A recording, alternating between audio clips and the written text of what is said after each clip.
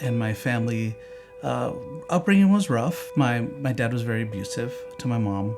He drank a lot.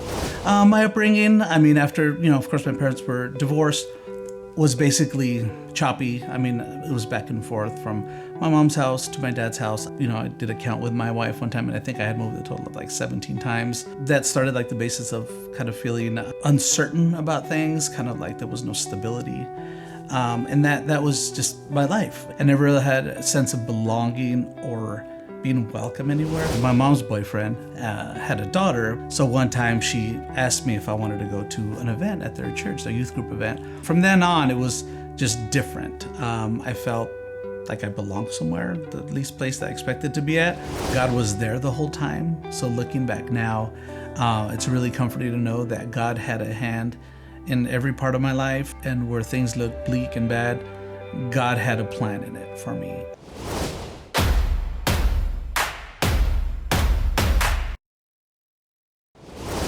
My name is Adrian Martinez. I'm from Lynchburg, Virginia, originally from Southern California. So yeah, my testimony starts basically with, I want to start a little background with my family. My mom and dad were both from Mexico. My mom was really young when she got married. Hence, a lot of bad decisions were made in the marriage. So my mom and dad, I would love to say they had a happy marriage, but they didn't. There was a lot of problems in there, a lot of issues. So it all started in Mexico out there. So I'm actually the youngest of 6 siblings. I was born here in the States, but when my mom and dad, they started their family, they eventually moved to California, to Southern California. My mom had been asking my dad to please so they could move out of Mexico to start to have a better life, have a new start in California. My dad was hesitant. He didn't want to because he still had a family out there in Mexico. So she convinced him. He decided to go first to California to at least find a job, establish something there for the family, and then bring the family on later. So he did. Went to Southern California. We had some family already, cousins, aunts, and uncles that were out there. So he ended up staying with them for a little bit and finding work, and eventually called up for my mom and my siblings. So at that time, it was only my oldest sister, my brother, and then another sister, the middle sister. I had a second sister who was born, but she passed away when she was 2 years old. She had a rare disease. She passed away, so I obviously never got to meet her. But my family moved up. They came to the States. So that's where kind of everything starts with our life there. So I was born in 1975, and my family upbringing was rough. It was rough. My dad was very abusive to my mom. He drank a lot, heavy alcoholic. He would beat my mom, abuse her. He was unfaithful to her as well. So a lot of things happened there. There was a lot of unhappiness in the family. In the marriage, I per se didn't get to witness it because I was very young. I was a baby. And then my parents divorced eventually when I was 2 years old. But my dad was very abusive to my mom. Most of the stories I heard were from my older siblings that they would tell me, not in detail, but that it wasn't a great place to be in. They got to witness a lot of the abuse and things like that. So there was a vicious cycle constantly happening in the home. My dad would abuse my mom, leave, come back, be apologetic, sorry, I didn't mean to do it, never do it again, kind of thing. And so one time my dad, did the same thing again, drank, abused my mom, hurt her. I don't know if he fell asleep or something. So my mom said she's fed up with it. She's had enough. So she made a plan to leave. So she called a friend of hers that she had known for a while. That was actually part of where she was going for a little bit. She had been attending the Jehovah's Witness church for a while. And I had some cousins, aunts, and uncles who were part of the Jehovah's Witness church. So my mom would go with this friend, and they became good friends. So enough of a friend that she asked her one day, "Hey, can you pick me up because I'm leaving my husband and I've had enough of this." So what she did is she packed everything up. My dad was either away or sleeping. I don't recall the details, but she packed everything up, got all the kids. We were all little, and at that time it was all 5 of us at that point. So she got all her things, said, "Hey, meet me in front of the house." She basically, from my mom's details, she climbed the fence to get out of the home. A friend was there waiting for her, hopped in the car, and then they left. And that time, my mom never returned because she was, every other time she would leave, she would end up coming back, getting talked into coming back or whatnot. That time, she had had enough, left. So we lived with that friend of the family for a while. And then till my mom got back on her feet, established a job, and started things, to get things normal, I guess, for us, for all of us as a family. I was little, I don't recall all those details. I just got filled in later when all those things happened. But my upbringing, after, of course, my parents were divorced, was basically choppy. It was back and forth from my mom's house to my dad's house. I lived with my mom. My mom had custody. But I would, on weekends, go visit my dad, or on occasions or every other week, go to my dad's house and stay with him. So it was just kind of back and forth for a while. And I would say just that started like the basis of kind of feeling just uncertain about things, kind of like there was no stability. And that was just my life. That's kind of what I coped with in my life, just being, not really, okay, I'm bouncing back and forth home to home. I would see my friends, I would go to their house, and I would see their mom and dad under the same roof, having dinner together and doing all that. So I would be like, well, that's not my life. I wanted that, I envied that, but I knew I was going to have it. So it was just going forward from there, me coping with that, with what I had. And my belief in God, I wouldn't say I didn't believe in God. I did believe in God because I knew from the church, and when my mom's involvement with the Jehovah's Witness church, I don't really remember a lot. I was little. I would just fall asleep in church, basically. But I knew there was God from what my mom had told me. But my taste of religion or being in a place of worship was, I guess, in a sense, being in the Jehovah's Witness church. That was the closest at the time I got to it. So when my family divorced, my mom and dad divorced, I guess she was excommunicated from the Jehovah's Witness church. So she didn't return. So that was a bit of a blessing in disguise because it got her separated from that. So she had a belief in God, and she knew God existed as well. So she would tell us, there was never like, there's no God. She would tell us that there is God, God exists, and he's real. But I just knew him as someone who created me, and that was pretty much it. So no relationship there yet. And that's how we grew up in the home. So my mom, she worked hard. She tried her best. She had 2-3 jobs at some times, and studied and worked hard and did her best, the best she could as a single mom raising us. And I always tell everyone and my wife that I really appreciate my mom, and I always look up to her because of how hard she worked, bringing us up on her own. And my dad financially provided for us, but he wasn't emotionally there. That's two huge, big different things. So as a father, as a provider, he did, but then just no really nurturing on his side. And my mom did. She was very nurturing. And I grew up speaking both languages, Spanish and English. Spanish with my dad. When I was with him, it was all Spanish. English with my mom. But then also just, her raising us. I went to school normally. She, always instilled in us hard work ethic, study, do your best. But it was never really, we didn't really have a huge set of rules, and I was never rebellious, to say that way. I was, I was the youngest, so I listened to my mom. I followed the rules and directions, all that stuff. And my older siblings, as they grew up and through the teen years, they rebelled and stuff. And I could say, in a sense, I did too as I got that age. Growing up, we moved a lot. My mom would change jobs from time to time, and that job would move her to a different place, or we would just move because to make ends meet, maybe have cheaper rent, whatever the case may be. So we moved, and I think a total, I did a count with my wife one time, and I think I had moved a total of like 17 times throughout like the childhood. So that, kind of fed into like the instability feeling I had. So I really, I just kind of carried that with me all throughout. And never really had a sense of belonging or being welcome anywhere, if that makes sense. In 5th grade, there was like a pivotal time there that I did move back in with my dad. I was very upset at that. It was a last minute thing. My mom, something with the school year was, she didn't want me to go to that same school. And we didn't get to move as she wanted us to. that would, make me go, that would have me go to another school. So she had me move back in with my dad, said the schools were better there. And I really didn't want to. So I ended up going with my dad, staying there maybe about 3-4 years or so until high school. And then my ninth grade year, the day before I think classes started ninth grade, this is like the instability thing.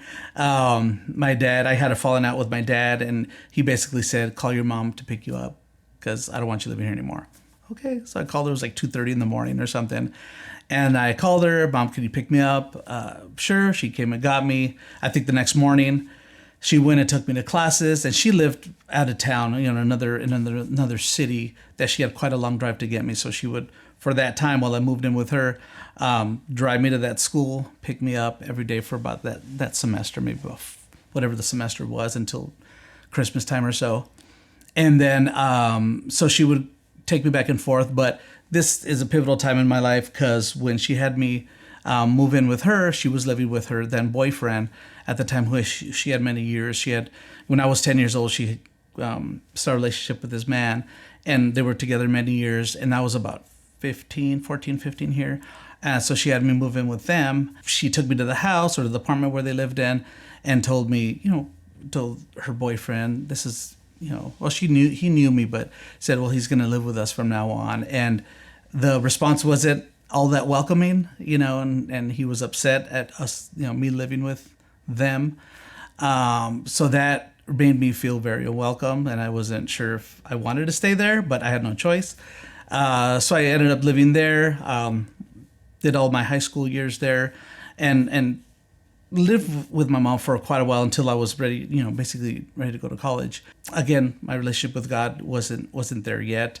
I knew God was real. I still felt unwelcome in places. I felt uncertain, no stability.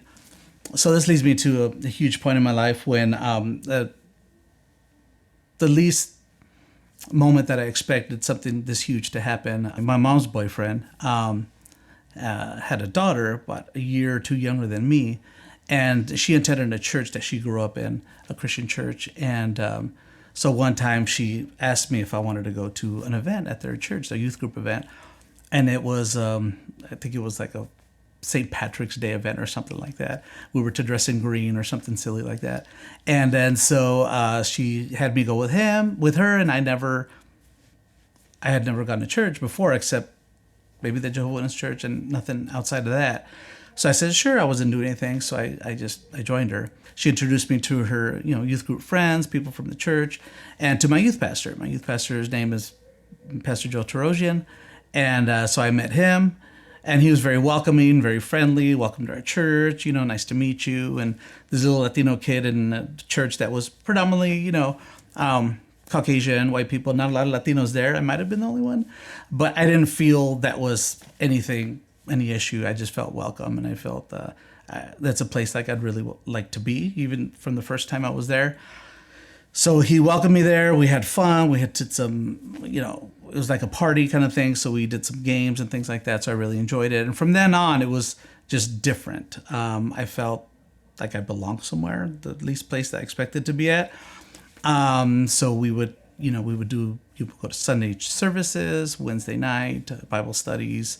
We would go to different youth group events that they would have all the time.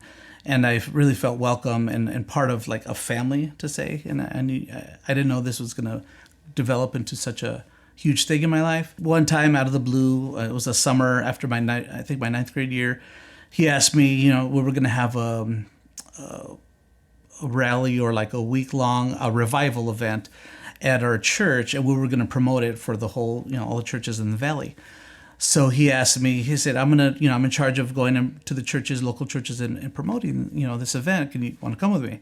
So I said, sure, I'm not doing anything. So we got in his little hatchback Mitsubishi car and drove around and to the different churches and met people from the local churches nearby that I had never been to. And the best part of it was the little drives to each church that we would just talk. We would talk about music we like. We would talk about movies we like. We would talk about, he would tell me about the Lord. He would share the gospel with me. And it was just a very informal way of me really hearing about God, about the Lord that I had never heard before. And this really opened my eyes. It really touched me in the sense that this man who, he was 10 years older than me or so. So this guy who I'd never met before, didn't know me a year earlier, really was dedicating time to me and thought to spend some time with me and share his summer where he could be anywhere else with me, a kid, 15-year-old kid that, he didn't really know. So that really opened my eyes and really blessed me and a lot, really changed me in the sense of I really felt belonging. I really felt welcome somewhere. Even this informal thing of driving around when some summer afternoons or in the heat and whatnot. But it was great. And that really opened my eyes to the Lord being real, because he would share a lot of things with me. And he was very down to earth. And he didn't present the gospel to me in a way that I didn't understand. He made it very real to me, where it was very something that I could obtain and I could really live with, and especially coming from this background of like going from house to house, unsteady, feeling almost unwelcome in some moments in my life, and just uncertainty, and I didn't really know what I was doing with my life, basically. So yeah, that was very special to me. So we developed a relationship, a friendship, and I got more involved in the youth, would go Sundays and met people at the church, and even people in the body of, on Sunday services. They were very welcoming to me, would invite me for lunch. Would either go with my stepsister's family. They would pick me up, take me to church, or my youth pastor would come and pick me up. My mom would drop me off. And then later, my mom eventually started coming with me to church, and she got saved, praise God, one Sunday morning. So yeah, through that, me going to church and being more consistent with that, I gave my life to the Lord. I was 15 years old, got baptized later that year.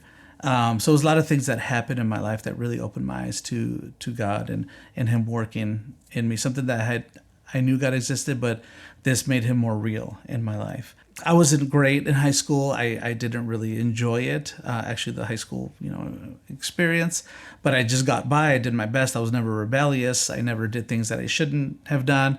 I just got by, graduated, did what I needed to do, but where I always wanted to be was church. Whether it was to be even during the week, whatever events that were happening, I wanted to be there. So that was my life. My mom would ask me, you spend too much time there, but that's where I wanted to be because I felt that belonging. I felt that's where I needed to be, and that's where the Lord was using me. I graduated high school. I went to a Christian college, a couple hours from my home. So I went there, and then what I did is I would commute back and forth, go on weekends. It was tough for me to be away from home, but I dealt with it. It was a whole environment for me. I lived there on campus. I would go back and forth, maybe every other weekend, go back, commute home, and then come back to school. And then, so one summer of 96, it was the end of my junior year there. I had gotten some bad grades that semester, so I got an academic probation, which means I had to take a semester off.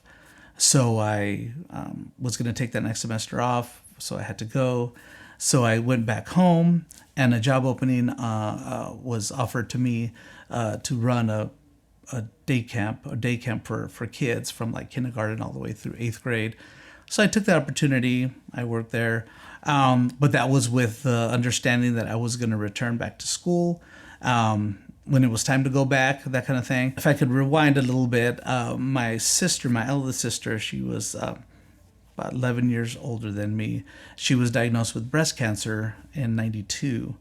And that really turned things around in my life. Just kind of, I really looked up to her, and that was very tough to take in, that she was sick, had this terminal sickness.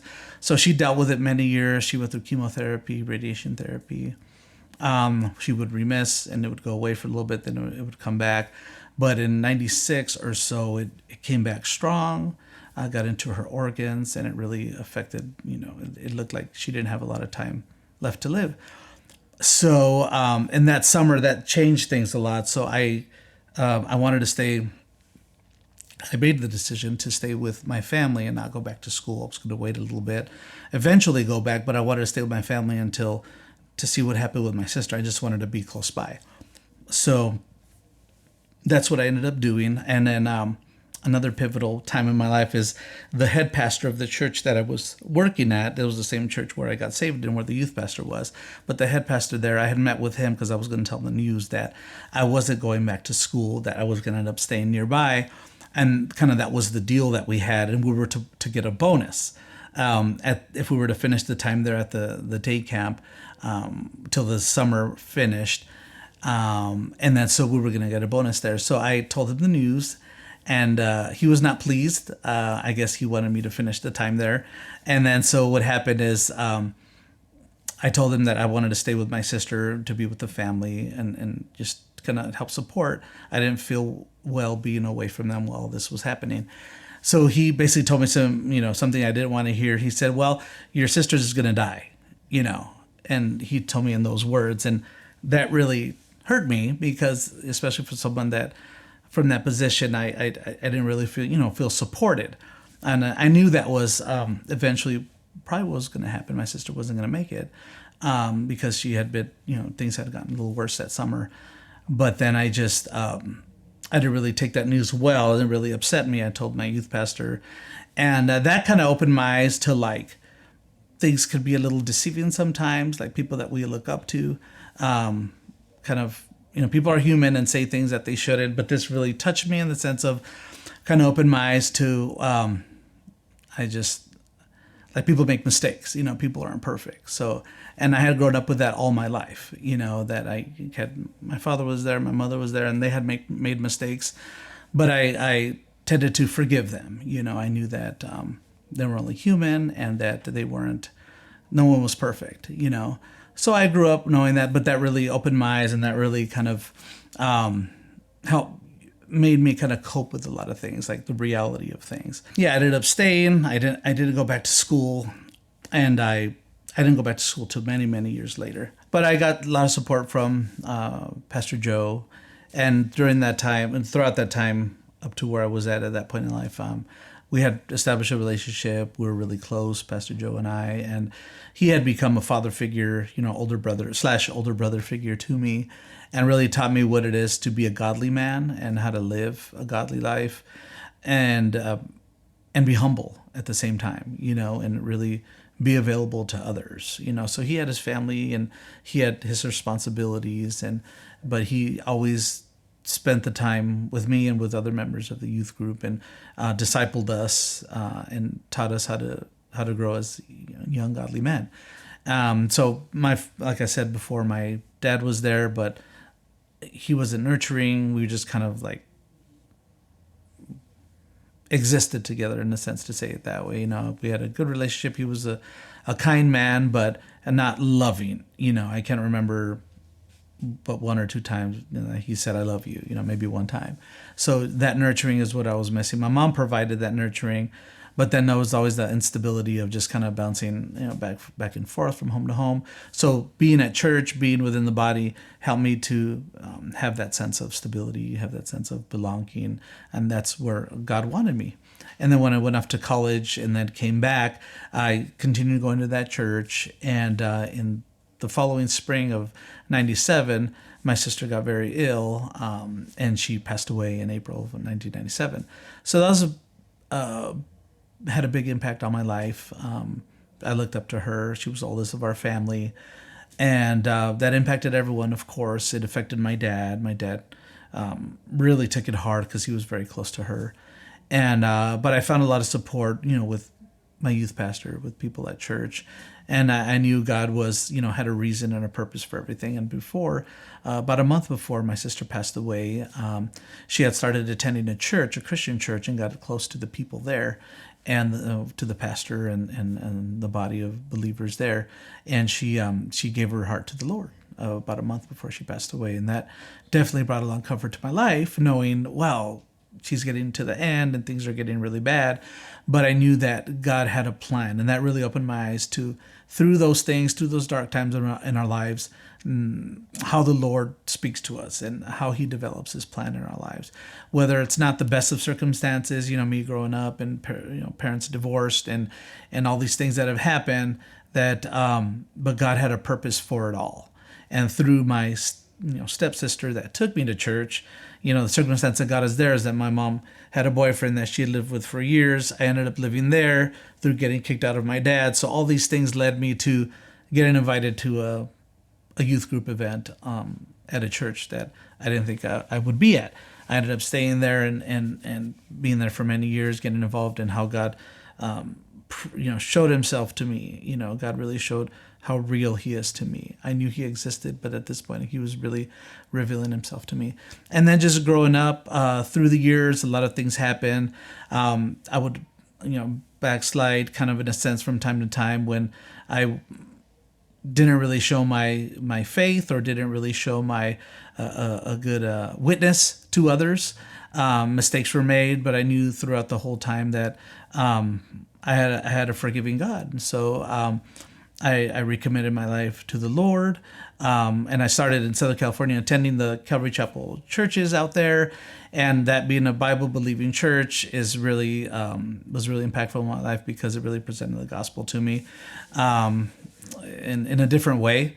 Just backtracked a little bit. I had kind of left the other church I grew up in, I got saved in, and started going to the Calvary Chapel churches, and was really, started getting more involved there in churches. And that led me to a job opening at a Christian school in Southern California. So I was kind of not decided to go back to school yet, but I was able to get this a position there. I was at a Christian school teaching position there, teaching 5th and 6th grade at a private school. So I went, I had the interview, and I got hired there. And it was part of a church in a city there in Southern California. It was part of a church.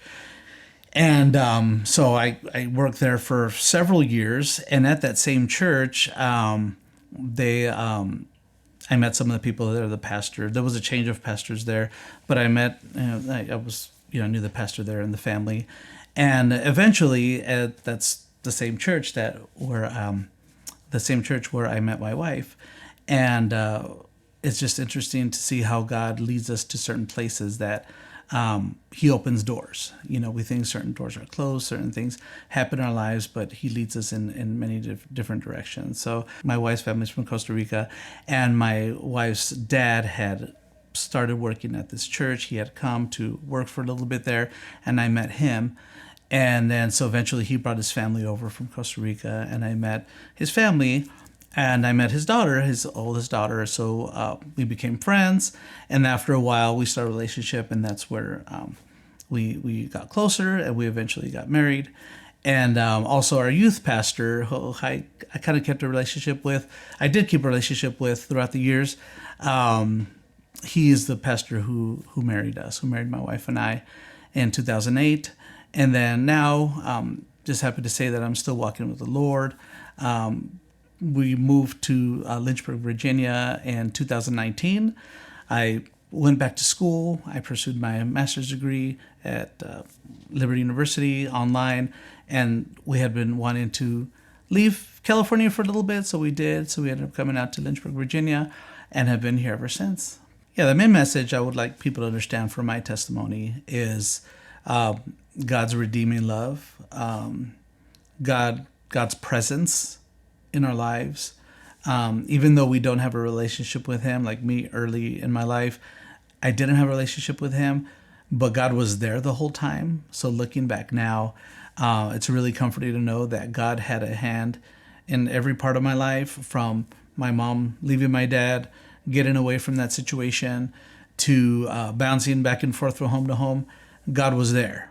I'm not saying God caused it or anything, but, sin happens, things happen, people make bad decisions. But I know God, where doors were closed and where things looked bleak and bad, God had a plan in it for me. And that led me to getting into a relationship with him, finding a group of people that I'd never thought I would meet at that youth group event, meeting my youth pastor, and just knowing that God is real and